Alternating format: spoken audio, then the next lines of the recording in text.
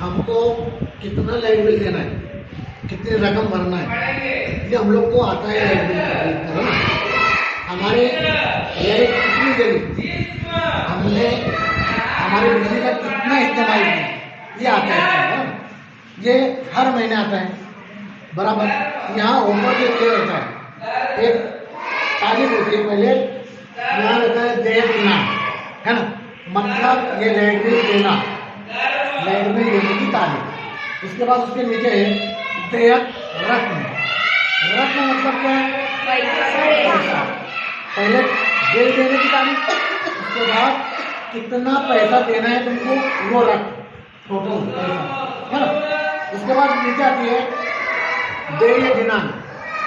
अब जब light bill हमको मिल गया घर पे हमारे, तो हमको जो रकम आई, जो लाइट बिल आया है, जो रकम देना है, उसकी तारीख रहती है, कौन सी तारीख तक तुमको भरना है पैसा, ठीक है, रकम वो भरनी।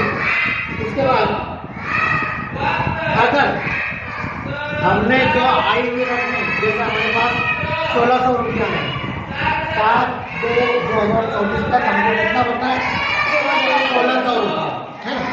अगर उसके बाद या तारीख के नंतर, मतलब 16 तारीख के बाद भरेंगे तो हमको 1620 रुपये भरना पड़ेगा। तो क्यों ऐसा,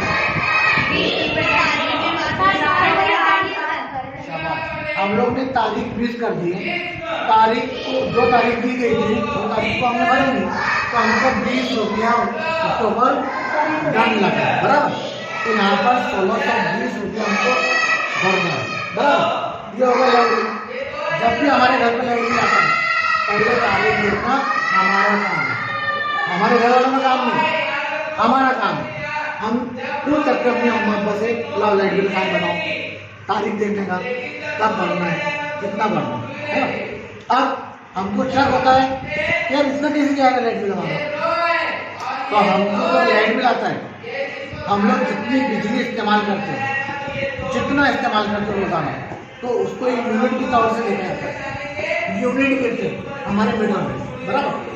अगर हम लोग हमारे मीटर को सही तरीके से रोजाना देखेंगे और उसका हिसाब लगाएंगे, तो हमको समझ में आया कि हमारे यूनिट कितने बिल है ना।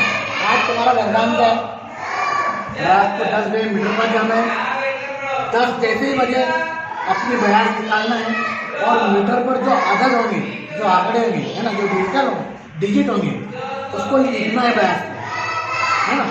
और सुबह उठकर वापस कितने बजे, राइट 10 बजे सुबह उठकर फिर वहीं पे हम जाना है मीटर पास, और वो अदद लिखना है, डिजिट लिखना है वहीं पर ही जहाँ तुमने पहले लिखा। दोनों लिखने के बाद दोनों के दरमियान में कितना इजाफा हुआ, है ना। अगर मान लो कभी हमारा आखिर में 10 होता है ना, और सुबह 20 होता है कभी, तो 10 और 20 के दरमियान में कितना अदद बढ़ा, कितना बढ़ा, जितना भी आएगा, तो वो हमारा यूनिट रहेगा। तो अगर हम लोग रोजाना इतना यूनिट खर्च कर रहे हैं, तो महीने भर में हमारा यूनिट कितना खर्च हो रहा है, ये हमको जाहिर हो जाएगा ना। अब हमको ये देखना है कि यूनिट तो गिर रहे हमारे, मगर अब गवर्नमेंट पैसा कैसे लगा रही है, इसकी क्या हिसाब से पैसा लगाते हैं, ये हमको मालूम नहीं। हमको लाइट बिल का पीछे का हिस्सा निकालना है ना। यहाँ पर देखो तमाम वजाहत की जाती है, कौन कौन से तुमको चार्ज लगे हुए, है ना, कितना बिल आया तुम्हारा, कितना चार्ज हुआ, कितना यूनिट जलाए तुमने टोटल महीने भर में। अब महीने भर का जितना भी यूनिट आता है ना, जितना भी, कम समझो महीने भर में हमने 120 130 यूनिट जलाए महीने भर में। अब वो पैसा उसका कैसा बनता है, तो यहाँ पर यूनिट की फोड़नी दी होती है, देखो यहाँ यूनिट की फोड़नी दी होती है ना, कहाँ से कहाँ तक रहेगा, तो कितना पैसा रहेगा, उसके ऊपर अगर बढ़ता है यूनिट हमारा, तो उसकी कीमत हमको ज़्यादा देना पड़ती है ना। यहाँ पर बताया गया है कि अगर हम लोग 0 यानी 100 यूनिट इस्तेमाल कर रहे हैं, हम लोग कितना 100 यूनिट इस्तेमाल कर रहे हैं, तो उसका पैसा हमको आंकड़े में कितना 4 रुपये के 40 पैसे, और वो हिसाब से हमको